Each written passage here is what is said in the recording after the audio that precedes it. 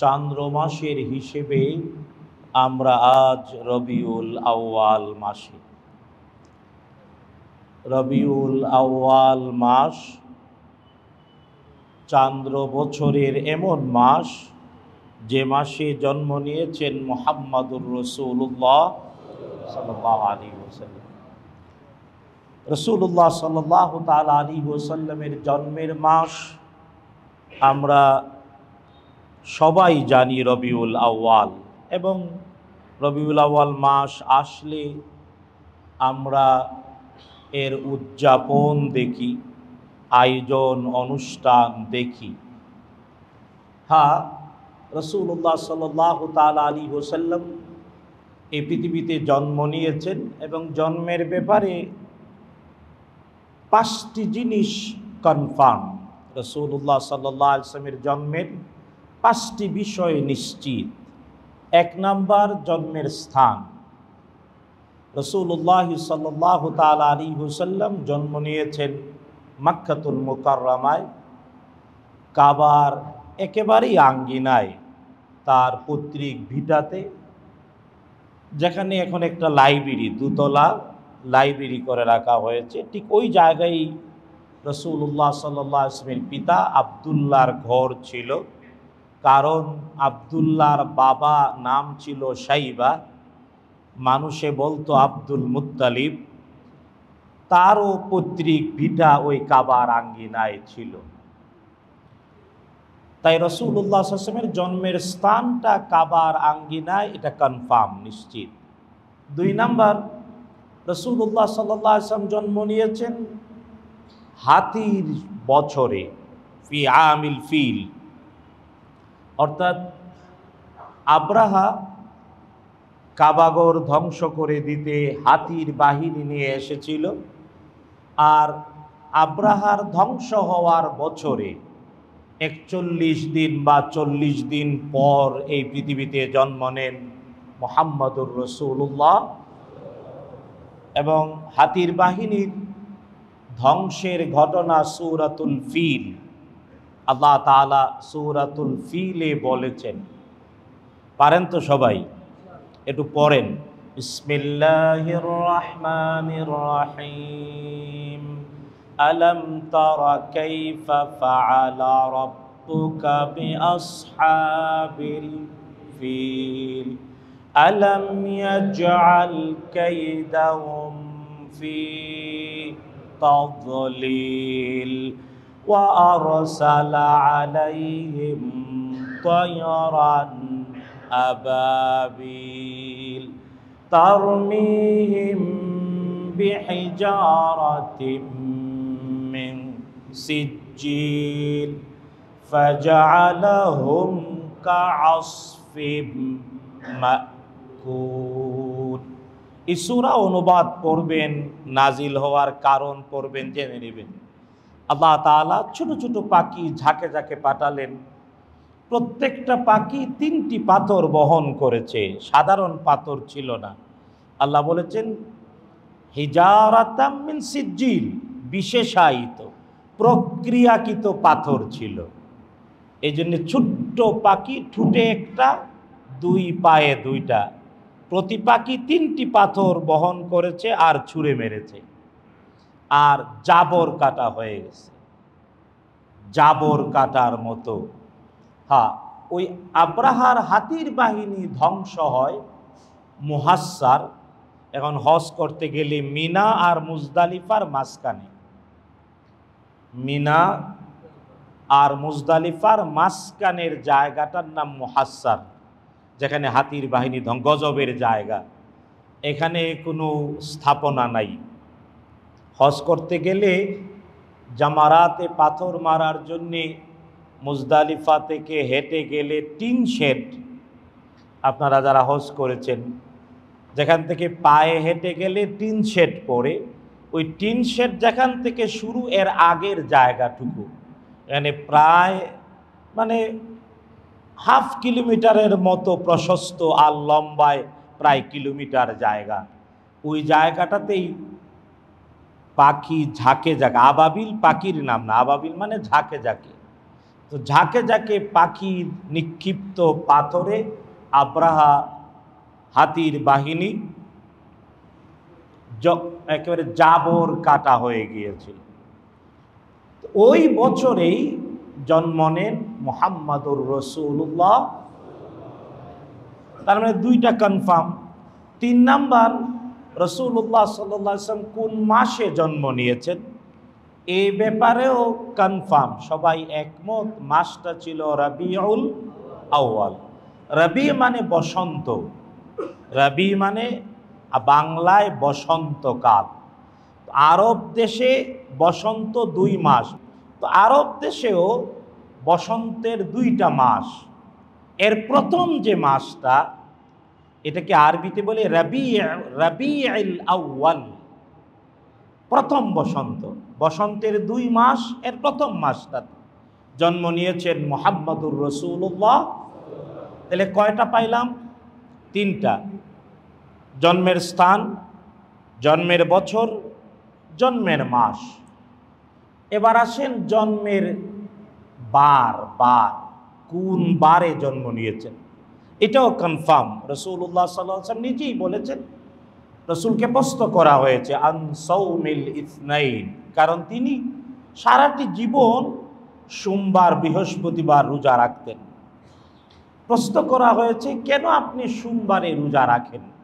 নবীজি বলেছেন 2টি উত্তর একসাথে দিয়েছেন। আরেকটি অন্য হাদিসে বলেছেন, একসাথে 2টি উত্তর দিয়ে বলেছেন যাকা ইয়াউমুন উলিদতু ফীহি, এই সোমবারে রোজা রাখি কারণ এই দিনে জন্ম নিয়েছিলাম। সোমবারে রোজা রাখি কারণ এই দিনে আমি জন্ম নিয়েছিলাম। ওয়া ফীহি উনজিলা আলাইয়া, আর ওই দিনেই আমার উপরে প্রথম ওহী নাজিল হয়। তার মানে রাসূলুল্লাহ সাল্লাল্লাহু আলাইহি ওয়াসাল্লামের উপরে প্রথম ওহী নাজিল হয় সোমবারে, জন্ম নিয়েছেন সোমবারে।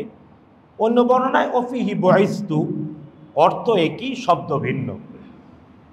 যদিও অন্য আরেকটি হাদিসে রাসূলুল্লাহ সাল্লাল্লাহু আলাইহি ওয়াসাল্লাম সোমবার আর বৃহস্পতিবারের রোজার ব্যাপারে বলেছেন, সোমবার এবং বৃহস্পতিবারে মানুষের আমল নামা আল্লাহর কাছে উঠে, তো আমি চাই আমার আমল নামাটা দফতর হিসেবে আল্লাহর কাছে উঠুক যে আমি রোজাদার, আমি রোজাদার।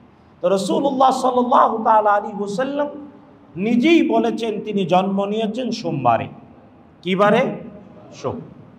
সুতরাং জন্মের স্থান, জন্মের বছর, জন্মের মাস, জন্মের বার কনফার্ম। এবার আসেন সময়, কোন সময়ে জন্ম নিয়েছেন এটাও সকল উম্মত একমত। তিনি জন্ম নিয়েছিলেন ফজরের সময়। কোন সময়? রাতের শেষ, দিনের সূচনা। রাতের শেষ আর দিনের সূচনায় ফজরের সময়ে জন্ম নিয়েছেন। আমিনার গর্ভ থেকে, আব্দুল্লাহর ঔরস থেকে, সাইবার নাতি আব্দুল মুত্তালিবের নাতি মুহাম্মদ বিন আব্দুল্লাহ সাল্লাল্লাহু আলাইহি ওয়াসাল্লাম। তার মানে 5টা জিনিস কনফার্ম। কয়টা জিনিস? 1 নাম্বার জন্মের স্থান, 2 নাম্বার জন্মের বছর, 3 নাম্বার জন্মের মাস, 4র্থ জন্মের বার, 5ম জন্মের। এবার তারিখটা কবে, তারিখটা কবে এটা নিয়ে আমাদের এই সাবকন্টিনেন্টে আপনারাও বলবেন যে আমরা জন্ম থেকে শুনে আসছি 12ই রবিউল আউয়াল, 12ই রবিউল আউয়াল, 12ই রবিউল আউয়াল। বুঝতে পেরেছেন? এটা শোনা কথা, প্রচারিত কথা। 5টি জিনিসের ব্যাপারে পুরা উম্মত একমত, দলিল দ্বারা প্রমাণিত। হ্যাঁ, এর মধ্যে সমস্যা হলো তারিখটা নিয়ে। কি নিয়ে? এর সহজ সমাধান, যদিও সিরাতের গবেষকরা অনেকেই বলেছেন 12 তারিখ ঠিক না, না না, বরং জন্মের তারিখটা হলো 9ই রবিউল আউয়াল। কয় রবিউল আউয়াল? বিশ্বাস না হলে নিজের হাতের মোবাইল সেটে অ্যাপসটা নামায়া 570 খ্রিস্টাব্দের রবিউল আউয়াল মাসের সোমবার কি কি তারিখ ছিল দেখে নেবেন। এই জন্য প্রচলিত মিথ্যা কথা থেকে বেরিয়ে আসতে হবে। প্রচলিত মিথ্যা থেকে বেরিয়ে আসতে হবে না? হবে না? পারবেন নাকি না খালি শোনা কথার পিছনে দৌড়াবেন?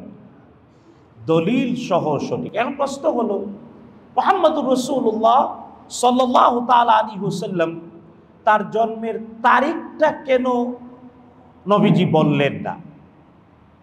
কারণ আরবের ওই সমাজে 1400 বছর আগে তারিখ, জন্মের তারিখ লিখে রাখার রেওয়াজটা কি ছিল না।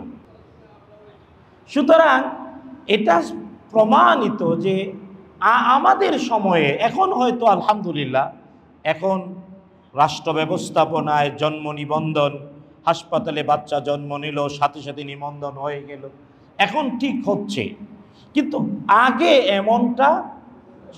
এর আরেকটা কারণ হলো জন্মদিনকে এইভাবে তারিখ সহ লিখে রাখার প্রয়োজনীয়তা ছিল না, এই জন্যে যে জন্মদিন পালনের রেওয়াজ অতীতে। তবে হ্যাঁ, আপনারা বলবেন হ্যাঁ খ্রিস্টানরা তাদের নবীর জন্মের দিন পালন করে। খ্রিস্টানরা ঈসা আলাইহিস সালাম আকাশে ওঠার দিন পালন করে না, জন্মের দিন। তবে আবার খ্রিস্টানদের ওরা কেন বিভ্রান্ত, এর একটা কারণ, অধিকাংশ খ্রিস্টান মনে করে ঈসা আলাইহিস সালামকে শুলে ঝুলাই দিছে।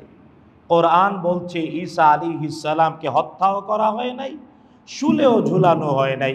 মা কাতালুহু ওয়া মা সালাবুহু বাল রাফাআহু আল্লাহু ইলাইহি। আল্লাহ আকাশে, দ্বিতীয় আকাশে উঠিয়ে নিয়েছেন ঈসা ইবনু মারিয়াম আলাইহিস সালাম। বিশ্বাস করেন না? করেন না? ঈসা আলাইহিস সালাম জীবিত আছেন না নাই? কোথায় আছেন? দ্বিতীয় আকাশে। কোন জায়গায় বলেন? কোন আকাশে? দ্বিতীয় আকাশে ঈসা ইবনু মারিয়াম আলাইহিস সালাম জীবিত। এই জন্যে বিজ্ঞানের অনেক খরচের দরকার নাই। মুসলমান মাত্রই বিশ্বাস করে আকাশেও মানুষ বসবাসের জায়গা, পরিবেশ, ব্যবস্থা কি আপনারা কোন আছে না নাই? একজন ইমানদার, সিম্পল ইমানদার, যে রিচার্জার না, অনেক ব্যয় করে অনেক কিছু দিয়ে গবেষণার দরকার নাই। কোরআন তাকে চূড়ান্ত জ্ঞান দেয় না। পৃথিবীর বাহিরে আকাশ তো নয়, বরং দ্বিতীয় আকাশেও জীবিত আছেন ঈসা ইবনু ঈসা আলাইহিস সালাম, তিনি দ্বিতীয় আকাশে। ঈসা আলাইহিস সালামের জন্মদিন খ্রিস্টানরা পালন করে আজও 25শে। কিন্তু মুহাম্মদুর রাসূলুল্লাহ সাল্লাল্লাহু তাআলা আলাইহি ওয়াসাল্লাম তার জন্মদিন, এমনকি নবীজি যাদেরকে দুনিয়াতে নাম ধরে ধরে জান্নাতের সুসংবাদ দিয়েছেন, শুধু তাই না, খুলাফায়ে রাশিদুন, এমনকি রাসূলুল্লাহ সাল্লাল্লাহু আলাইহি ওয়াসাল্লামের সাহাবী, খোঁজ নিয়ে দেখেন যারা জান্নাতি মানুষ তাদের জন্মদিন পালন করেছে কেউ? একটু ইতিহাস ঘুরে দেখেন। শুধু তাই না, আপনারা বলবেন ইতিহাস পড়ব কোথায়? বলি একটা বইয়ের কথা মুসলমানদের ঘরে থাকা উচিত। আপনারা তাফসির ইবনু কাসির নাম শুনেছেন? হাফেজ ইমাদুদ্দিন ইবনু কাসির 700 হিজরি সনে দামেস্কে, সিরিয়ার দামেস্কে জন্ম, এবং তিনি কোরআনের তাফসির করেছেন। নাম হলো তাফসিরুল কোরআন আল আজিম, বাংলায় বলে তাফসির ইবনু কাসির। এই এখন পর্যন্ত প্রায় 700 বছরে তিনি পৃথিবী থেকে বিদায় নেয়ার 700 বছরে পৃথিবীর সকল আইম্মা মুজতাহিদিন একমত, বিশুদ্ধ তাফসির বললে ইবনু কাসির। কারণ তিনি নিজের কথা বলেন নাই, তিনি কোরআনের ব্যাখ্যা কোরআন দিয়ে করেছেন, কোরআনের ব্যাখ্যা হাদিস দিয়ে করেছেন। হাদিস আর কোরআন দিয়েই কোরআনের তাফসির করেছেন, তাফসির ইবনু কাসির। আর হ্যাঁ, তিনি আবার দুর্বল হাদিসও বর্ণনা করেছেন, পরে বলেছেন হাদিসটা দুর্বল। এই জন্য ইবনে কাসির পরে শুধু হাদিসের নিচে কি লেখা আছে তা না পড়ে কথা বলা যাবে না, তাখরিজ দেখে বলতে হবে। হ্যাঁ, বাংলায় অনুবাদ হয়েছে ইসলামিক ফাউন্ডেশন। প্রত্যেকের মুসলমানের ঘরে কোরআনের তাফসীর বললে ইবনে কাসির থাকা উচিত। হ্যাঁ, তিনি হাফেজ ইমাদউদ্দিন ইবনে কাসির, তার একটা ঐতিহাসিক ইতিহাসের বই আছে, যে বইটাও কেউ উতরে যেতে পারেনি। বইটার নাম আল বিদায়া ওয়ান নিহায়া। আদম আলাইহিস সালাম থেকে শুরু করে তিনি 700 হিজরি পর্যন্ত তার তৌফিকে যা কুলিয়েছে, এমনকি মুহাম্মদ সাল্লাল্লাহু আলাইহি ওয়াসাল্লামের বছর মাস দিন ধরে ধরে লিখেছেন। রাসূলুল্লাহ সাল্লাল্লাহু আলাইহি ওয়াসাল্লামের বছর, জন্মের বছর, মাস দিন ধরে ধরে খুলাফা রাশিদুন, ইসলামের সোনালী যুগের ইতিহাস একেবারে মাস, বছর, মাস ধরে ধরে লিখেছেন, বাংলায় অনুবাদ আছে। আপনারা পড়ে দেখবেন এর মধ্যে কোথাও পান কিনা যে রাসূল সাল্লাল্লাহু আলাইহি ওয়াসাল্লামের জন্মদিন পালন করা হয়েছে, সাহাবায়ে কেরামের জন্মের দিন পালন করা হয়েছে। না, ইসলাম আমাদেরকে জ্ঞান শেখায়, স্থূলতা শেখায় না, মূর্খতা শেখায় না। মূর্খত্ব, মূর্খের গোষ্ঠীর বিরুদ্ধে যুদ্ধ ঘোষণা করেছে ইসলাম। প্রথমই বড় মুহাম্মদুর রাসূলুল্লাহ সাল্লাল্লাহু আলাইহি ওয়াসাল্লাম নিজে রোজা রেখেছেন, সারাটি জীবন জন্মের দিনে রোজা রেখেছেন।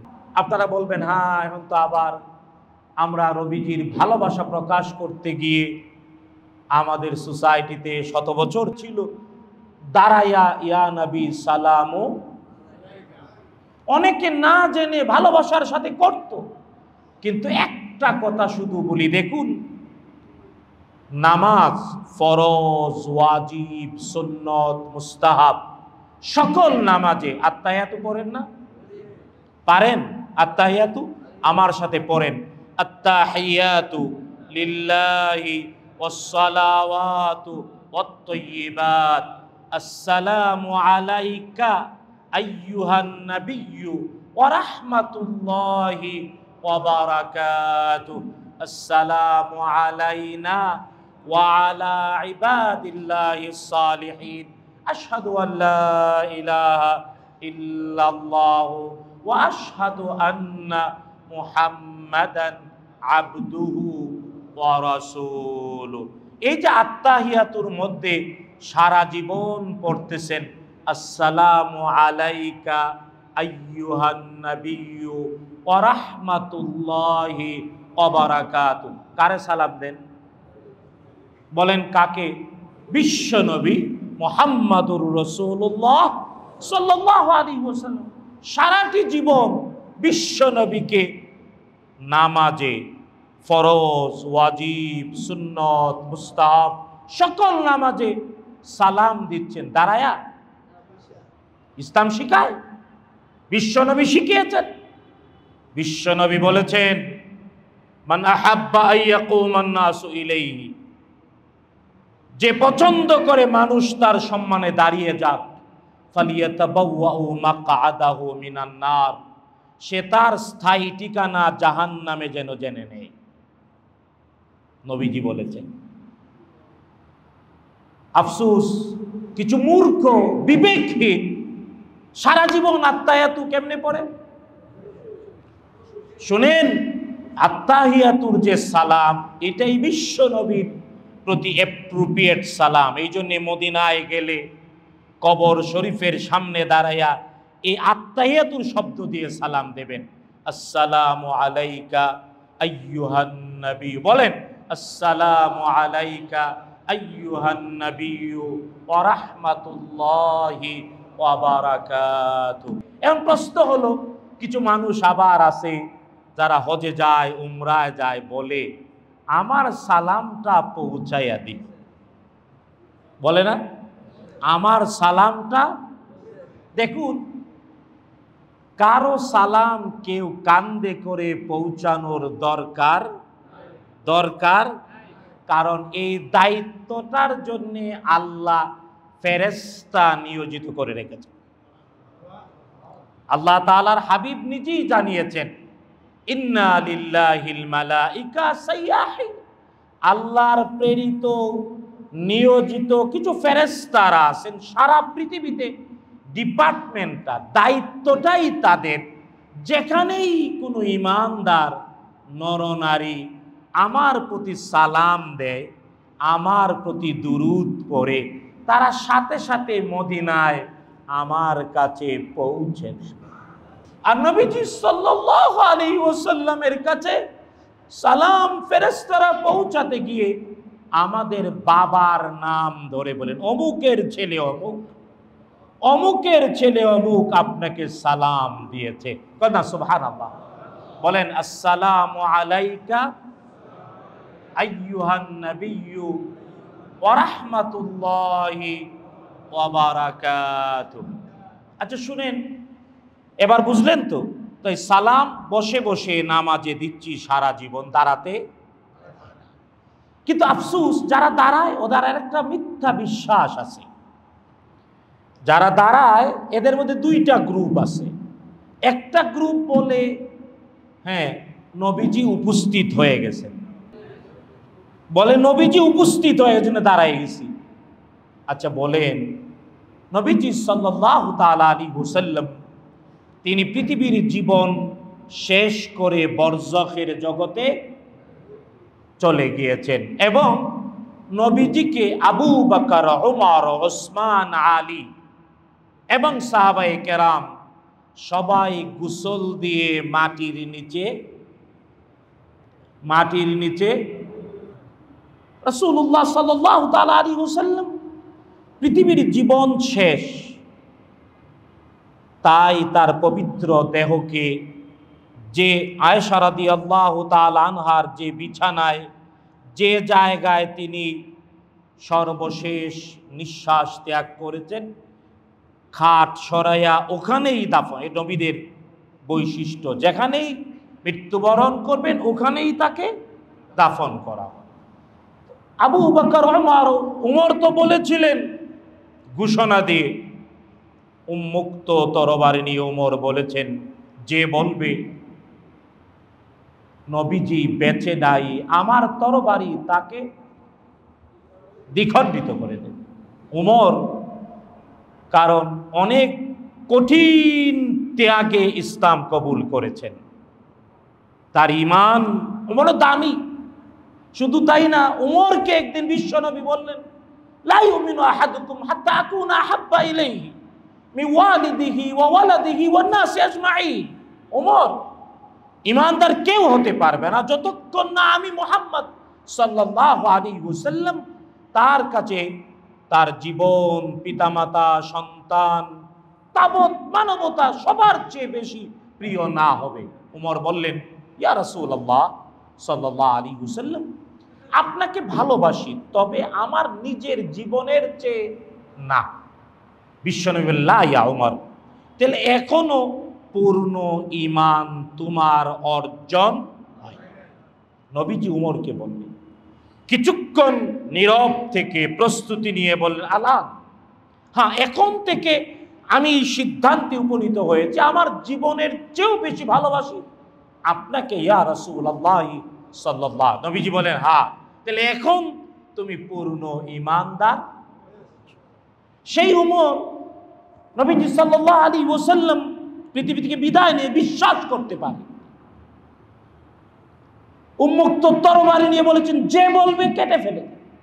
আবু বকর সিদ্দিক যে সময়ে রাসূল সাল্লাল্লাহু আলাইহি ওয়াসাল্লাম পৃথিবী থেকে বিদায় নেন, ওই মুহূর্তটাতে শ্বশুর বাড়ি গেছিলেন। শ্বশুর বাড়ি, আবু বকর সিদ্দিকের শ্বশুরের বাড়ি ছিল মসজিদে নববী থেকে দূরে।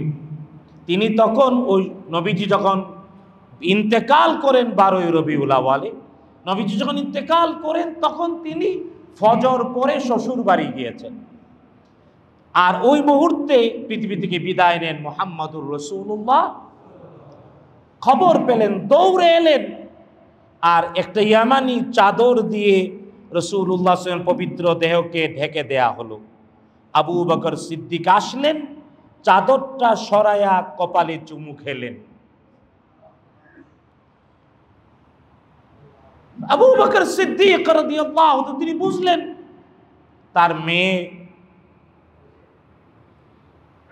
তার মেয়ে উম্মুল মুমিনিন সিদ্দিকা বিনতুস সিদ্দিক আয়েশা রাদিয়াল্লাহু তাআলা আনহা তার উরুর উপরে মাথা মোবারক রেখেই পৃথিবী থেকে বিদায় নেন মুহাম্মদুর রাসূলুল্লাহ।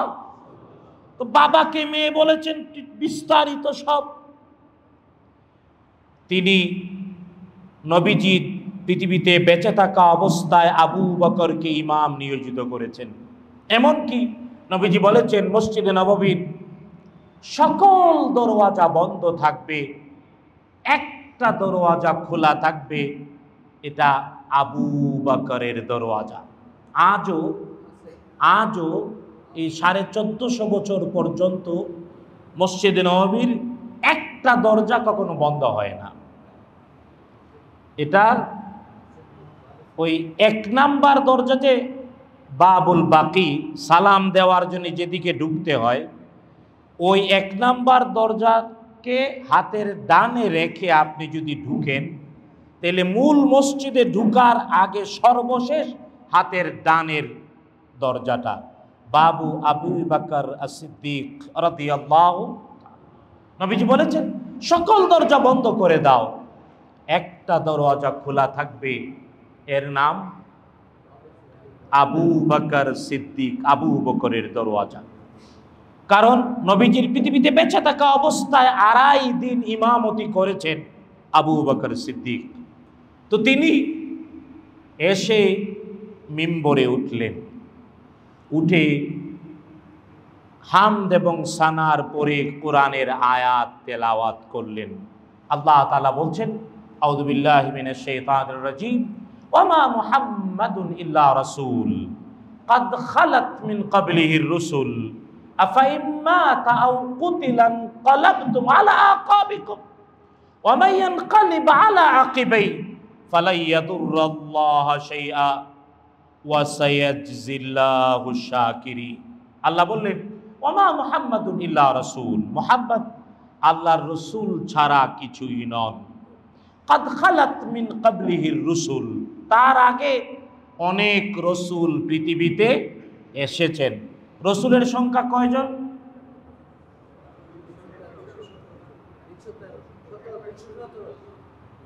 নবী এবং রসুলের সম্মিলিত সংখ্যা 1,24,000। নবী এবং রসুলের সম্মিলিত সংখ্যা 1,24,000। শুধু রসুলের সংখ্যা 317 জন। 317 জন। এর মধ্যে 315 জন এর আগে ইন্তেকাল করেছেন। নবীজির আগে 317 জন হলে 315 জন। 16 নাম্বার জন দ্বিতীয় আকাশে আজও জীবিত, আজও ঈসা ইবনু মারিয়াম। আল্লাহ বলেন কদ খালাত মিন ক্বাবলিহির রুসুল, তার আগে অনেক রসুল অতিক্রান্ত হয়েছেন। আফা ইম্মাতা, যদি তিনি মৃত্যুবরণ করেন, আও কুতিলা, অথবা তাকে শহীদ করে দেয়া হয়। এবং এই কথা বলার এটাও কারণ যে আহলুস সুন্নাহ ওয়াল জামাআহ, আমাদের এই আকীদা, আমাদের বিশ্বাস, বুখারী বর্ণনা করেছেন, নবীজিও বলেছেন তিনি শহীদ। কারণ খায়বারের ইহুদি মহিলা নবী বা রসুল কিনা পরীক্ষা করার জন্যে বুনা ছাগলের মধ্যে যে বিষ দিয়েছিল, নবীজি খেয়েছেন। ওই সময়ে বিষে কাজ করে নাই। এই পৃথিবী থেকে বিদায় নেওয়ার মুহূর্তে বলেছেন ওই বিষ আমার দেহে ক্রিয়া করছে। এই জন্যে এই পৃথিবী থেকে বিদায় নিয়েছেন মুহাম্মাদুর রাসূলুল্লাহ সাল্লাল্লাহু আলাইহি ওয়াসাল্লাম শহীদ হিসেবে। কি হিসেবে বলেন? কি হিসেবে? শহীদ হিসেবে। তো নবীজি আল্লাহ বললেন ওই আয়াত আবু বকর সিদ্দিক তেলাওয়াত, তাইলে কি নবী যদি শহীদ হন তাইলে কি জাহিলিয়াতে ফিরে যাবা? আর যে জাহিলিয়াতে ফিরে যাবে সে নিজেকে ছাড়া আর কারো ক্ষতি করতে, উমর বলেন আবু বকর, এটি কোরআনের আয়াত, এটি কি কোরআনের আয়াত? আবু বকর সিদ্দিক বললেন, শুনো, কারণ উমর রাদিয়াল্লাহু আনহুর মেয়েও আমাদের মা, উম্মুল মুমিনিন হাফসা বিনতু ওমর, তারও একটা স্মৃতি আজও মসজিদে নববীতে আছে। মসজিদে নববীতে একটা জানালা কখনো বন্ধ হয় না। মসজিদে নববীতে একটা জানালা কখনো এবং কিয়ামত পর্যন্ত বন্ধ হবে না। এটা হলো রাসূল সাল্লাল্লাহু আলাইহি ওয়াসাল্লামকে সালাম দিতে গেলে দাঁড়াবেন, দাঁড়ালে আপনি সালাম দিচ্ছেন, বাবুর সালাম দিয়ে ঢুকলে হাতের বাম পাশে রাসূল সাল্লাল্লাহু আলাইহি ওয়াসাল্লামের কবর শরীফ, হাতের ডান পাশে মেহরাবে উসমানী, মেহরাবে উসমানীর দেয়াল ঘেঁষে আগাবেন, একেবারে শেষ মাথায় হাতের ডাইন পাশে একটা জানালা খোলা আছে, আজও কিয়ামত পর্যন্ত খোলা থাকবে। এই জানালা হলো ভালোবাসার জানালা। ওই জানালা হাফসা রাদিয়াল্লাহু তাআলা আনহার ঘর ছিল এখানে। উমর রাদিয়াল্লাহু তাআলা আনহুর মেয়ে হাফসা, তার ঘর ছিল এখানে। যখন মসজিদ বড় করার কারণে তার ঘর ভাঙ্গার প্রয়োজন পড়ল, তখন তিনি শর্ত দিলেন, কারণ তার ঘরের জানালাটা খোলা ছিল, ঘর থেকে রাসূলুল্লাহ সাল্লাল্লাহু আলাইহি ওয়াসাল্লামের কবর দেখতেন, ভালোবাসার জানালা। তিনি শর্ত দিয়েছেন, আমি ছেড়ে দিতে পারি, তবে আমার স্মৃতি এই জানালা কখনো বন্ধ হতে পারবে। তো হাফসা রাদিয়াল্লাহু তাআলা আনহা নবীজি পৃথিবী থেকে বিদায় নেওয়ার আগে 30 পারার কোরআন 2 মলাটে, 30 পারার কোরআন 2 মলাটের ভিতরে 1 কপি করে 2 কপি নবীজি করে যান। এর 1 কপি ছিল উমর রাদিয়াল্লাহু আনহুর মেয়ে হাফসা রাদিয়াল্লাহু তাআলা আনহার কাছে। আবু বকর বললেন, ভাই উমর, তোমার তো উন্মুক্ত তরবারি হাতে, মেজাজ গরম, আমি কোরআনের আয়াত তেলাওয়াত করলাম, মিলায়া দেখো তোমার মেয়ের হাতে থাকা কোরআনের মুসহাফ বিশ্বনবী যা করে গেছেন আয়াত আছে কি না। বুঝতেই পারেন উমর নিজেও হাফেজ, তারও স্মরণ, পরীক্ষা করলেন। সাথে সাথে উমর ঠান্ডা হয়ে গেলেন, বললেন, আবু বকর যদি না থাকতো উমর ধ্বংস হয়ে যেত। তার মানে মুহাম্মদ সাল্লাল্লাহু আলাইহি ওয়াসাল্লাম এই পৃথিবীর জীবন শেষ করে বরজখের জগতে তিনি কোথাও হাজির হতে পারেন। আল্লাহ হেদায়েত নসিব করুন, বলেন আমিন। আজকে এই পর্যন্ত। হাদা মা ইনদি ওয়াল ইলমু ইনদাল্লাহ আলাইহি তাওয়াক্কালতু।